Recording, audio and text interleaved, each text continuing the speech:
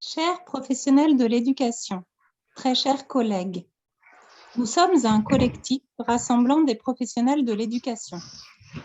Nous ne nous reconnaissons pas dans les mesures actuelles. En tant qu'éducateurs, en tant qu'enseignants, nous affirmons ici notre liberté d'opinion et d'expression. Nous vous adressons ce courrier qui accompagne notre manifeste pour partager avec vous nos inquiétudes, nos questionnements et notre positionnement. Nous n'entendons dans les médias qu'une voix unique des professionnels de l'éducation, celle de la peur. Peur de la maladie, peur des enfants considérés potentiellement comme des vecteurs de cette maladie, voix relayée notamment par les syndicats d'enseignants. Pourtant, selon les données scientifiques mises à jour en 2021, puis confirmées par le ministre Jean-Michel Blanquer le 22 avril 2021, les enfants sont très peu contaminants et très peu contaminés. Ces mêmes données sont malgré tout utilisées par le gouvernement pour accompagner leurs décisions, conduisant les enfants dès 6 ans à porter le masque à l'école. En obéissant aux injonctions gouvernementales transmises par notre hiérarchie, nous faisons subir des mesures contraignantes qui nuisent au bien-être et aux apprentissages des enfants et adolescents. Peut-être, comme nous, vous questionnez-vous depuis longtemps sur la réalité sanitaire et la légitimité de ces mesures. Peut-être, comme nous, vous sentez-vous trop isolé là où vous exercez pour vous exprimer.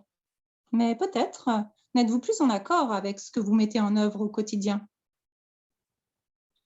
En France, depuis le début de cette crise sanitaire, Santé publique France n'a comptabilisé que 4 morts attribuées au Covid-19 pour la tranche d'âge des 0-9 ans sur 7,7 millions d'enfants et 9 morts pour la tranche d'âge des 10-19 ans sur 8,4 millions d'adolescents, alors que la grippe fait en moyenne 10 victimes chaque année dans le groupe d'âge des 0-15 ans. Différentes études confirment que les enfants ne risquent pratiquement rien et ne font courir aucun risque aux autres. Alors, dès lors, pourquoi imposer des mesures déshumanisantes? Masques, tests de masse, interdiction de contact physique, récréation séparée, zone par classe, marquage au sol, sens de circulation, gel hydroalcoolique à outrance. Au regard de tous ces arguments, sommes-nous dans notre rôle d'éducateurs quand nous réprimandons ou sanctionnons les enfants ou les adolescents qui ne respectent pas scrupuleusement ces protocoles, ou lorsque nous sommes témoins de ce genre d'agissement de la part de certains adultes professionnels de l'éducation et que nous ne nous opposons pas à cela?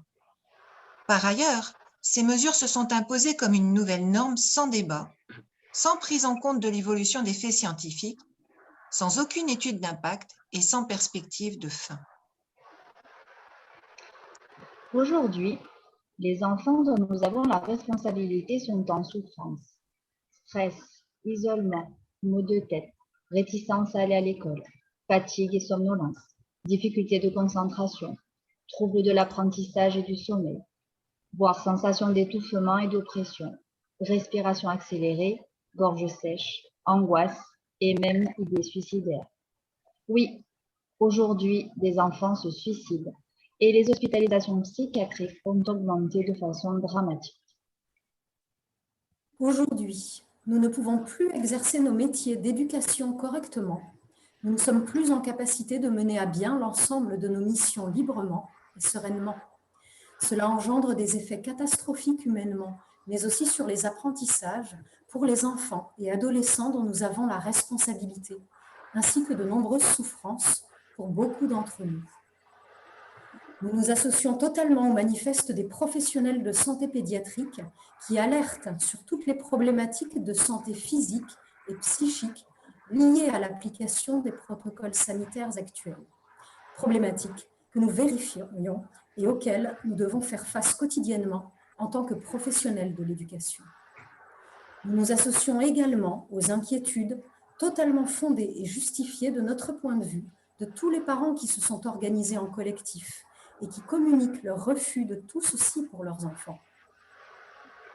Nous disons oui pour des mesures sanitaires cohérentes et proportionnées, comme l'aération régulière des locaux, le lavage régulier des mains au savon, mais pas à outrance, la protection de nos collègues dont la santé est fragile, masque FFP2 pour ceux qui le souhaitent. Le savez-vous? La Belgique francophone n'impose plus le port du masque à l'école depuis le 19 avril 2021, suite à des milliers de plaintes de parents. Dans certaines régions de l'Allemagne, Thuringe et Bavière, et également en Autriche, Cour constitutionnelle, le port du masque obligatoire pour les enfants est jugé illégal. Nous venons à votre rencontre, quelle que soit votre fonction éducative, afin de vous alerter et de vous inviter à vous mettre en mouvement avec nous pour réaffirmer nos véritables missions.